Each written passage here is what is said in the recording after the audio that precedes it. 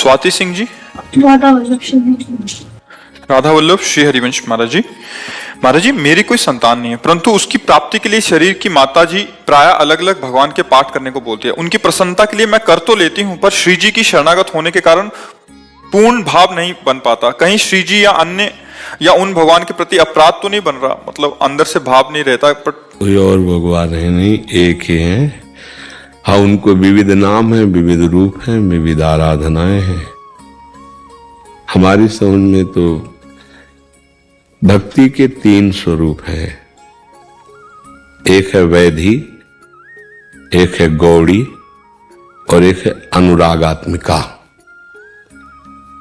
वैधि भक्ति में शास्त्र विधान के अनुसार भक्ति की जाती है। गौड़ी भक्ति में भगवान की किसी एक नाम रूप की प्रधानता, ऐश्वर्य महिमा, भगवान ऐसे, भगवान ऐसे।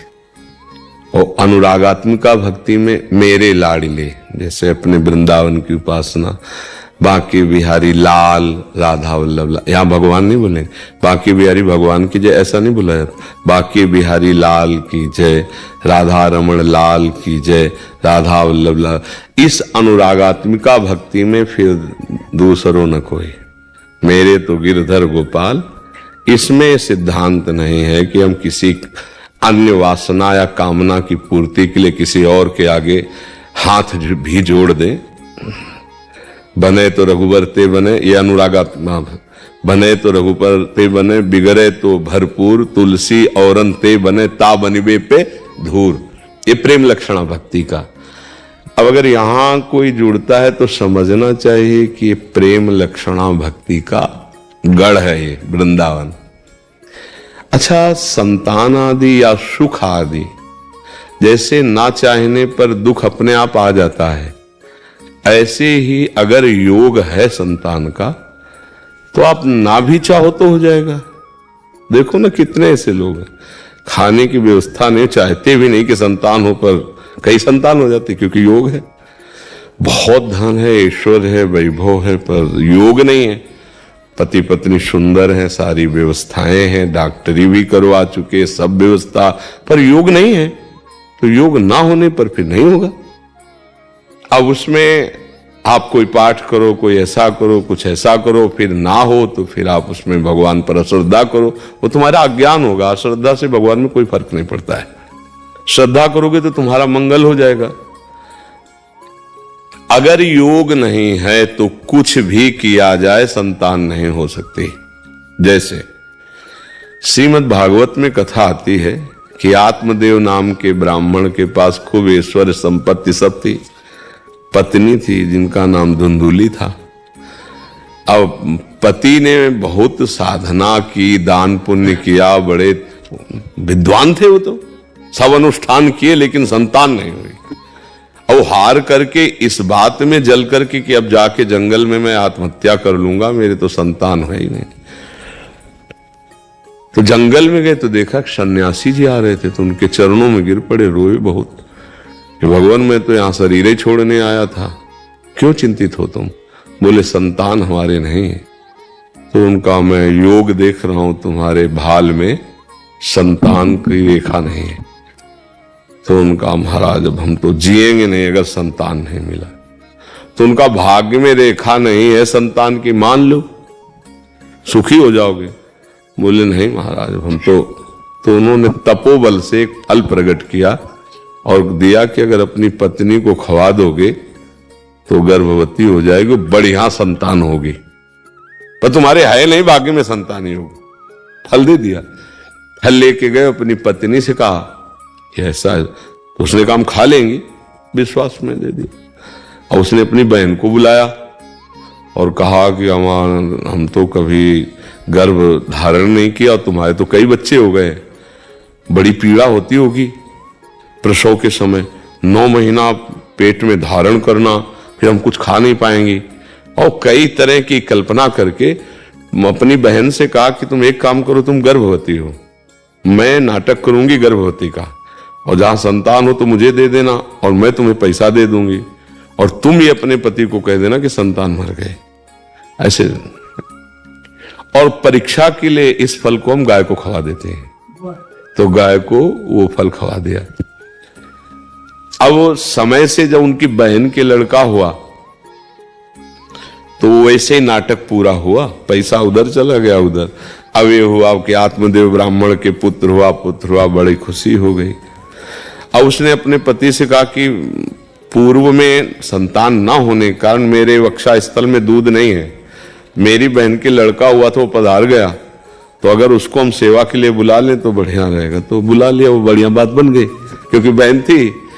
तो इधर समय आने पर गाय के पुत्र हुआ, तो कान भर गाय के, बड़ा ही तेजस्वी, क्योंकि ऋषि का फल। अब देखो भाग्य में पुत्र नहीं है तो नहीं हुआ ना, और आत्मदेव को लग रहा है कि मेरे पुत्र हो गया। अब वो दुराचारी इतना बाल्यावस्था से खेलते हुए बालकों को कुएं में डाल दे, और जब जवान हुआ तो फिर पिटाई शुरू की अपने माँ की और पिता की, सबकी। और मार मार के एक बार तो इतना माँ को मारा कि वो प्राण त्यागने के लिए कुएं में गिरी और मर गए। बड़ा अत्याचार। ओ तब गोकर्ण जी से, वो बड़े शांत और शास्त्र ज्ञानी, आत्मदेव जी ने प्रार्थना, बेटा मेरा कल्याण कैसे होगा, मैं तो फंस गया पुत्र मोह में, और ये धूर्त ऐसा पुत्र पैदा हुआ। तो उनका पिताजी, भगवान का आश्रय लो, लोक धर्म का त्याग करो, संतों की समाज में बैठो तो तुम्हें पता चलेगा जीवन का लाभ क्या है। धर्मम भजस्व सततम त्यज लोक धर्मान, सेवन सदा साधु पुरुषं जहि काम तृष्णाम, अन्यस्य दोष गुण चिंतन मास मुक्त्वा, सेवा कथा रसमोह नितराम पिबत्तुम। ये उपदेश किया। वो गए और भगवान का चिंतन करते हुए उनका, अब ये घोर पापाचारी पाप करके फिर वैश्याओं के संग उनके प्रभाव से मरा भूत बना। तो उसी के लिए गोकर्ण जी ने भागवत की कथा कराई। तो नहीं हुआ ना पुत्र, सब पूरा नाटक रच दिया गया, लेकिन नहीं हुआ उनसे, क्योंकि भाग्य में नहीं था। हमें लगता है कि हम अपने इस बात को अंदर से जानते हुए कि हमारे भाग्य में यदि संतान होगी तो हो ही जाएगी, और नहीं है तो फिर नहीं होगी, ये पक्का है। तो होगी तो श्री जी से, प्रियालाल से, और अगर इनसे नहीं होगी तो फिर किसी से भी नहीं होगी। इतना तो समझना है कि हमारे श्यामा श्याम से यदि नहीं हुआ तो है तो सब इन्हीं की विभूतियां हैं, तो सब इन्हीं के स्वरूप, फिर किससे होगा। इसलिए हम अपनी अनन्यता, अपनी भक्ति, अपने आराध्य, ऐसा तो। और फिर अगर अभी अनन्यता नहीं आई है, भक्ति गौड़ी है, और आपका मन कहीं किसी देवता की आराधना करता है, तो कोई पाप है नहीं, वहां भी समझ लीजिए कि ये भी भगवान की विभूतियां ही तो हैं। पर हमें लगता है यदि प्रभु श्री कृष्ण से, प्रियाजू से नहीं बना तो किससे बनने वाला है? सब तो इन्हीं के अंश हैं, इनसे नहीं बना तो किससे? देख लेना चाहिए, किसका प्रश्न है?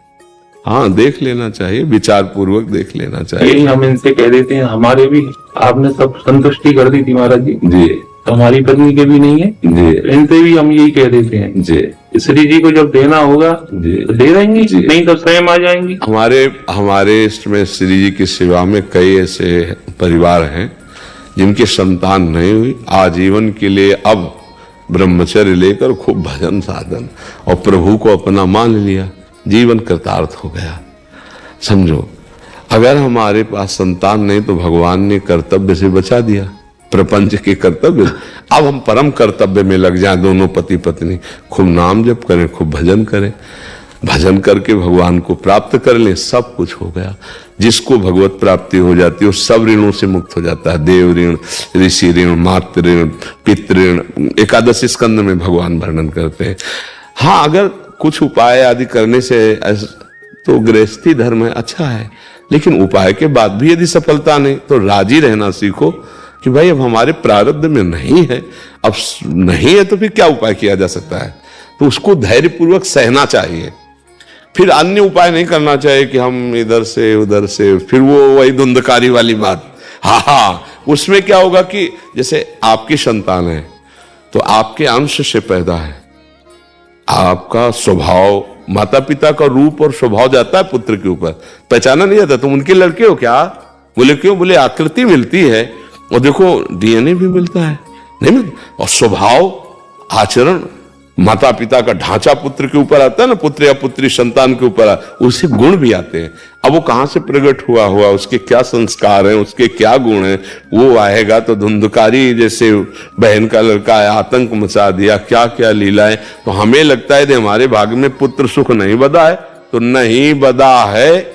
अगर जबरदस्ती करोगे तो हो सकता है कि फिर आपका जीवन क्लेशमय हो जाए, आनंद छूट जाए। इसलिए भगवान को अपना मान लो, जो मानो इनको, तो पुत्र मानो तो भी राजी है, पिता मानो तो भी राजी है। भगवान तो बहुत करुणामय है, इन्हीं को अपना मान के फिर भजन करे, क्योंकि जब प्रारब्ध में नहीं है तो फिर भजन करे, भजन से भगवत प्राप्त। और देखो जिनके पुत्र हैं उनके लिए विमाने थोड़ी आ रहे हैं भाई लड़का है तो विमाने गली में रोते घूम रहे कि हमारे लड़के ने सब कुछ लिखवा लिया और घर के बाहर कर दिया आपको। आए बहुत से लोग तो महान दुखी हैं, हाँ तो संतान से दुखी। हाँ तो इसीलिए नाम जप करो। अच्छा, संतान हुई, कुमार्गामी हुई, जेल गई, पूरा जीवन जलता है माता पिता, क्या पूरा माता पिता जीवन भर जल। कितने ऐसे वृद्ध लोग हमें मिले जो अच्छे ऐश्वर्यवान थे, उनके पुत्रों ने पैर छू छू करके सब अपने अंदर में कर लिया और जो धक्का मार के बाहर निकाल दिया, रोते घूम रहे। तो जरूरी नहीं कि पुत्र प्रकट होगा तो सुख ही देगा, और अगर विधान में सुख है, पुत्र सुख है, तो बिना प्रयास के हो रहे हैं। रोकना चाहे तो नहीं रुकेंगे। अगर 4 संतान 5 जो भी होना हो जाएगा। देखो ना गांव में, देखो ना, खाने को नहीं 4-4 लड़के हैं। तो हमें लगता है भगवान के आश्रित रहे और जैसे प्रभु हमें रखे हमें राजी रहना चाहिए। इधर उधर ज्यादा परेशान नहीं होना चाहिए, नहीं उसमें धोखा भी हो सकता है, जीवन अशांत भी हो सकता है।